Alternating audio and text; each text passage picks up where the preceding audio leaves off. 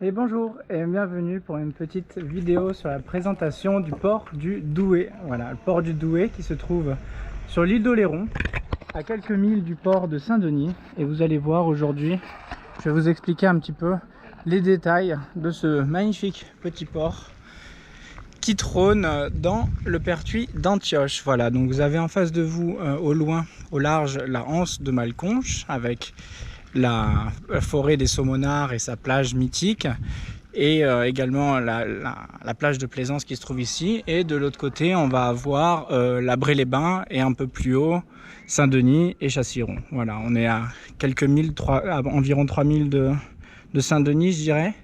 Et voyez un peu ici la belle petite mignonne capitainerie avec vidéosurveillance d'ailleurs, c'est très intéressant, qui peut surveiller justement vos bateaux. Vidéosurveillance non disponible, interne à la capitainerie en cas de nécessité. Donc voilà, vous avez des petits pontons sécurisés, donc ça c'est très agréable. Il y a, je crois, 350 places en tout, dont une vingtaine, alors je sais pas comment ils les rentrent, mais apparemment 20 au ponton visiteur, qui se trouve là-bas en longside. Voilà, donc au niveau des particularités du port, on va avoir ici également une petite salle de réception toute mignonne qui me donne beaucoup d'envie pour mes projets futurs, qui m'inspire énormément de belles choses, mais ça je vous en reparlerai une prochaine fois.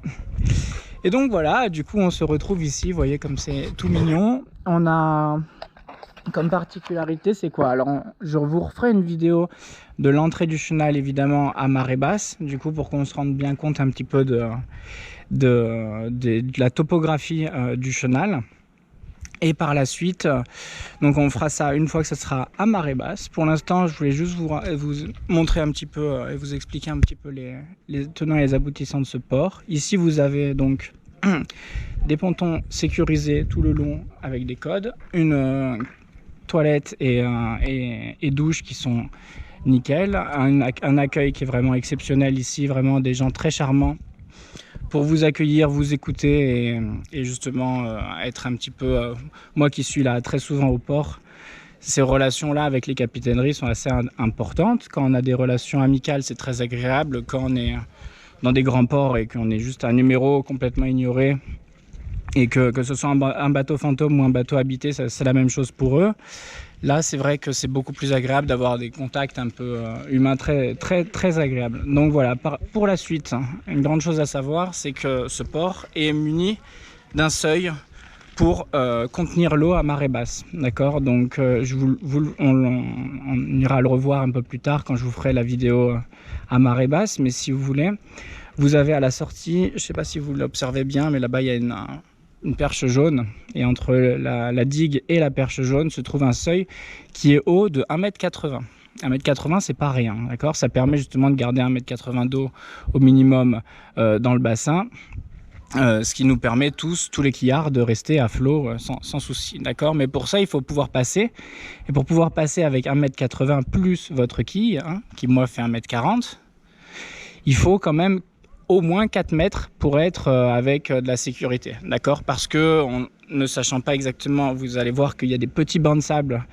au niveau de la sortie, mais c'est quand même relativement plat et relativement sans écueil. Voilà, donc la seule grosse difficulté, c'est d'être très rigoureux au niveau de son rythme des marées, au niveau de ses calculs de marée, pour justement arriver avec, pour moi, je me donne toujours 4 mètres et j'ai jamais eu de soucis avec cela. Voilà, donc je vous rappelle, Saint-Denis, c'était 3 mètres pour moi, en tant que quillard d'1,40 m.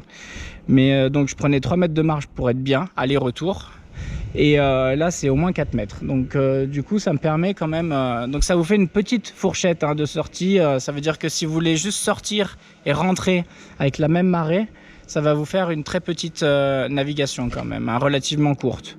Donc moi qui aime bien les grandes navigations de plusieurs heures, c'est vrai que des fois vous pouvez vous retrouver carrément pas coincé, mais disons qu'il faut anticiper que c'est soit une très grosse navigation, soit une toute petite. Donc c'est assez intéressant de calculer ça pour pas du coup se faire surprendre, parce que vous n'avez pas le droit de vous faire surprendre. Si jamais vous vous retrouvez à pas pouvoir rentrer ici, vous avez toujours Saint-Denis qui est à 3000 à 3000 d'ici et qui du coup vous pouvez rentrer avec 1 mètre supplémentaire. Donc si vous êtes assez rapide, vous pouvez toujours bifurquer vers Saint-Denis-d'Oléron, qui n'est pas forcément le mieux non plus. Et puis si vous êtes toujours dehors, vous avez soit la possibilité de rentrer à La Rochelle, soit la possibilité de vous arrêter et de vous amarrer à une bouée d'attente au mouillage devant Saint-Denis. Voilà, ici il n'y en a pas. Mais bon, voilà, moi ça m'est jamais arrivé, hein, donc il suffit juste d'être rigoureux au niveau de ces navigations, de savoir quand calculer un retour au près, etc. et de prendre toujours assez de marge pour ne jamais se faire de frayeur. De toute façon, sinon vous êtes coincé dehors, hein. Donc là, vous n'avez juste pas le droit à l'erreur, il n'y a même pas un petit chenal dans lequel se faufiler. C'est vraiment un seuil en béton droit, quoi. Donc là, c'est à vous vous n'avez pas le droit à l'erreur, hein, au niveau des calculs. Donc voilà, après au niveau de l'infrastructure,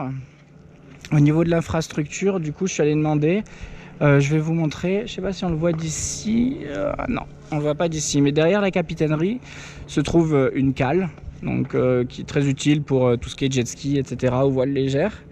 Donc vous avez accès à une cale, vous avez un deuxième petit port qui est ici avec un seuil encore plus haut, et vous avez ce port ici avec un seuil de 1,80 m, d'accord ? À savoir qu'il y a une écluse qui est pas loin et qui de temps en temps est ouverte, donc ce qui fait un courant monstrueux, mais qui n'est ouverte que à marée basse. Donc du coup, quand aucun bateau ne circule dans le chenal, fort heureusement. Parce que vous avez des fois c'est assez incroyable de voir comme ça, quand ils ouvrent en grand l'écluse, de voir un tel courant sortir comme ça alors que c'est marée montante, ça fait toujours bizarre. Donc du coup voilà, écoutez, que dire d'autre? Je peux vous dire que, grande particularité quand même à savoir, il n'y a pas de station essence. Il n'y a pas de station essence, donc pensez à faire le plein avant de venir ici. Et si besoin, vous pouvez très bien, si vous reste assez pour démarrer le moteur, sortir du chenal, vous avez Saint-Denis qui est pas très loin encore une fois. Voilà, bah écoutez, toujours en plein milieu de ce pertuis d'Antioche merveilleux avec l'île d'Aix juste en face, Fort Boyard à vue, qui est juste derrière les mâts là-bas, que vous voyez pas vous forcément, mais que je vois très bien, que je distingue très bien, l'île Madame, La Rochelle qui se trouve juste derrière, l'île de Ré un peu plus loin. Les îles n'ont pas bougé hein, depuis le temps. Donc du coup voilà, c'est toujours un très beau coin pour naviguer. Pas forcément gentil à chaque fois, hein. Le pertuis d'Antioche peut faire des grosses, avoir de la grosse houle, etc.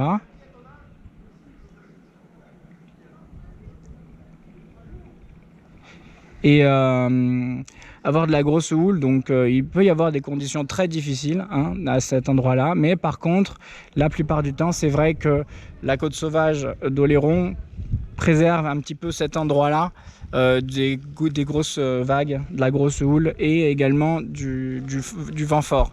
Donc c'est toujours un petit peu plus calme ici, mais dès que vous partez un petit peu vers l'île de Ré, que vous allez au milieu du pertuis, de suite vous pouvez avoir une houle qui est quand même assez importante. Dernière chose, en parlant de houle, justement, d'expérience, je l'avais lu, hein, il faut savoir que sur le bloc, sur l'almanach du marin breton, il est écrit en toutes lettres, accès très difficile de nuit. Car aucune visibilité, et c'est totalement vrai, il n'y a aucune loupiote, donc du coup il faut bien connaître.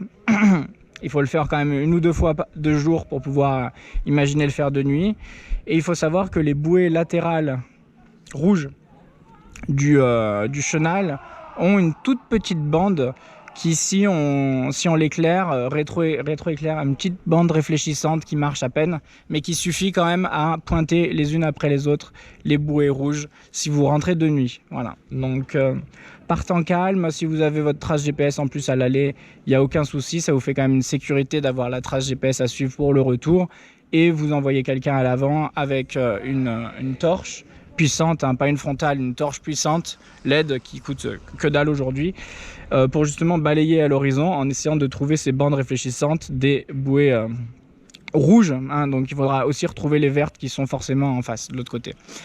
Donc une arrivée de nuit délicate, très déconseillée si c'est votre première fois, voire complètement déconseillée, parce qu'il faut quand même un petit peu situer où se trouvent les bouées, etc. Vous avez un très bon repère lumineux une fois que vous êtes proche, qui est un des lampadaires qui éclaire la petite plage de l'autre côté. Donc ça, c'est quasiment l'entrée du port. Donc c'est vrai que c'est pas très orthodoxe d'utiliser ce genre de signalement, mais quand vous êtes assez près, c'est vrai que c'est très pratique. Voilà. Donc au moins pour vous situer un petit peu où vous êtes par rapport au port, parce qu'il n'y a vraiment rien d'éclairé, quoi. Il n'y a rien d'éclairé, il n'y a même pas un vert, un rouge à l'entrée du chenal, quoi. Les perches sont à peine réfléchissantes, donc c'est vraiment pas prévu pour une arrivée de nuit. Voilà, donc faites très attention si vous venez ici de nuit. Et également, si vous avez une forte houle qui serait nord ou nord-ouest, parce que là vous avez des déferlantes à n'en plus finir. De toute façon ça se voit depuis très loin, ça se voit depuis le large. Si vous voyez ces grosses déferlantes, ne vous y approchez pas, allez directement vous réfugier à Saint-Denis, qui est beaucoup plus facile d'accès dans ces conditions là. D'accord, donc vous pouvez avoir ici, c'est une plage qui est réputée pour les kitesurfers, les surfeurs, etc. Pourquoi? C'est parce qu'il y a justement des gros rouleaux qui commencent avant le chenal et surtout après le chenal, voilà. Et c'est vrai que vous pouvez avoir même des rouleaux dans le chenal. Vous pouvez avoir c'est même plus des déferlantes, c'est carrément des rouleaux de bord de plage dans le chenal. Voilà, moi j'en ai eu une fois.